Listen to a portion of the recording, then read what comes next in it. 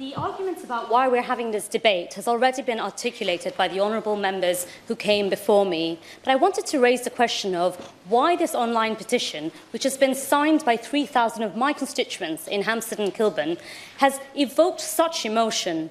Is it because Donald Trump's comments mean that he is tarnishing the entire Muslim community with the views of a small group of extremists, the views of whom ordinary Muslims absolutely condemn? Or is it because the world's largest economy might be excluding the world's second largest religious community, over 1.6 billion people in the world?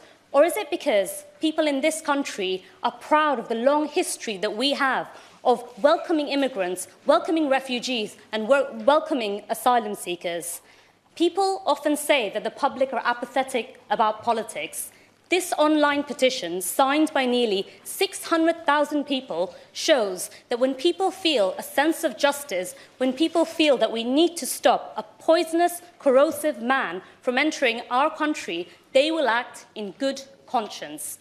But this is not just any man that we're talking about. This is a man who is extremely high profile, involved in the American show business industry for years and years, a man who is interviewing for the most important job in the world. His words are not comical. His words are not funny. His words are poisonous. They risk inflaming tension between vulnerable communities. And let me make one thing clear. We have legislation in our country to make sure we do not let people enter who are not conducive to the public good. And the honourable member for Newport West has outlined some of the people who have been banned by the Home Office for entering this country. So I looked up the cases which have 84 hate preachers who have not been allowed into the country. And I just wanted to highlight the case of one female blogger, who I won't be naming, but you're welcome to look it up. I had a look at the rhetoric that was used by this female blogger, and she was banned from entering our country.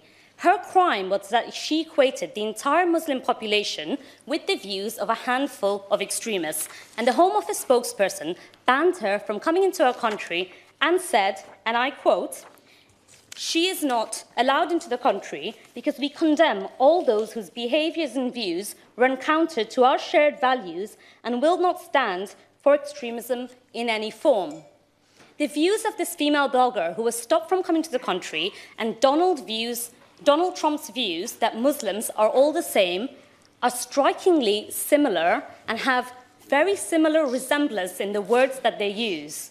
If legislation is in the country, should it be applied equally to everyone, or are we going to be making exceptions for billionaire politicians, even when their words are clearly falling short of the Home Office guidance? Yes, of course. I've heard the remarks that Donald Trump's made by a large number of my constituents. She may disagree with them, but lots of my constituents would agree with what Donald Trump said, whether I like that or not. Does she think that they should be expelled from the country as a result of their views? And if not, what's the difference?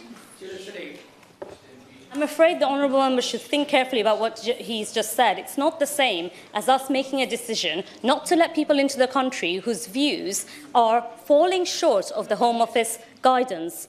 The honourable member for Newport West has already outlined some of the other views that Donald Trump has, whether that's views on Mexicans, whether that's views on black people. It was Donald Trump, don't forget, who ran a dog whistle campaign against Barack Obama's birth certificate to find out whether the President of America was really American. Can you imagine, in the Mother of Parliaments, if my colleagues decided to question ethnic minority MPs about whether they were really British? And let me tell you, yes. I thank my honourable friend for giving way. Is she aware that also some of the things that people find repellent about this individual is he's not only racist, but he is homophobic and misogynistic as well? I thank the honourable member for her intervention, and I'd like to read out what Donald Trump said when asked by Megan Stiles on Fox News. She asked him to explain why he called some women fat pigs, slobs, dogs and disgusting animals. And Donald Trump replied, "What I say is what I say." Is this the kind of man that we want in our country? The other question I wanted to ask is that I thoroughly anticipate the rebuttal that we cannot exclude people because they merely offend us or because we do not like them. But as politicians, we have to make very difficult decisions. And one of the decisions we have to make is when freedom of speech actually insults public safety, when we are worried about the safety of our constituents.